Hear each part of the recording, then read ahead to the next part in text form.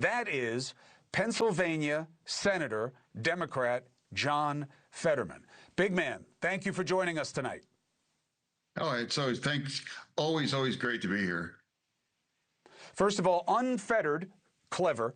His new memoir, although he's got a lot of life left to live and a lot of service, just released. So congratulations on the book. You're going to have a bunch of new chapters. I think we may be living one. What is the reality of whether or not, if you had kept this going, that there was a deal to be had to get the ACA subsidies, to get some kind of cost reduction for health care done?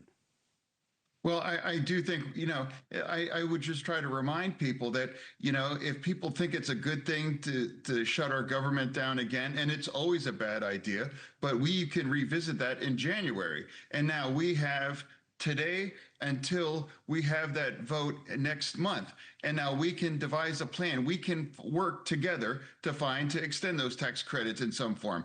It's unlikely it'll be exactly what the Democrats, my party, we set up, and we are the party that designed them to expire at the end of this year. That wasn't the Republican plan. That was a Democratic plan, the way they designed that when we were in the majority. And now we're in the minority. That's democracy. Now we have to negotiate to find a way forward. And I do believe that is possible. I do. What President Trump decides on that, I have no idea. I have no insight on that. But I do believe John Thune is an honorable guy. We will have a vote, and we have over a month to make our argument to the nation and to convince America that this is the right thing to do for red and blue America, not just the Democrats. And then I think that's the essence of democracy.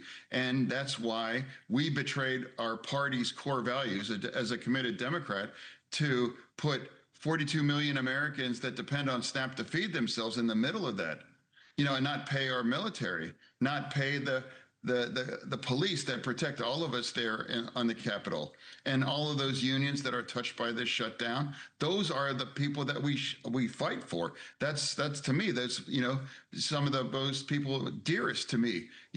So that's why it's wrong. And now that we broke the record to have the longest shutdown. I mean, that's not a record that you should celebrate. I mean, that's an ongoing tragedy, honestly, for the nation to even where we're at. So, Senator, what do you make of AOC's suggestion, Representative Ocasio-Cortez, that you and the other 7 Democrats basically conspired against the interests of America and your party and caved when there was a deal to be had if you had just kept the government shut down? Is there any reason for anyone to believe that there was a deal to be had if you kept the government shut down? Well, I don't really spend much time concerned with what her views on things are. Was there a deal that we don't know about, Senator? Was there a deal? Was there something on the table that we don't know about? Well, what I'm saying, it's like, we can have a conversation when our government is open and we're feeding everybody, we're paying everybody. We are not making flying in America less safe. I mean, these are serious things. There are serious kinds of consequences to shut our government down. Parties have different priorities, and our joint priority should be to keep our government open and functioning, and that we can figure out these other kinds of priorities and the mix of them. That's the essence of democracy for that. And, people attacking fellow Dems, really? I mean, that's just not helpful. Honestly, I represent Pennsylvania. I don't represent just a district, in New York of very, very left folks, like AOC. I keep people, Pennsylvania keeps people honest here. And now you remember that there are both sides.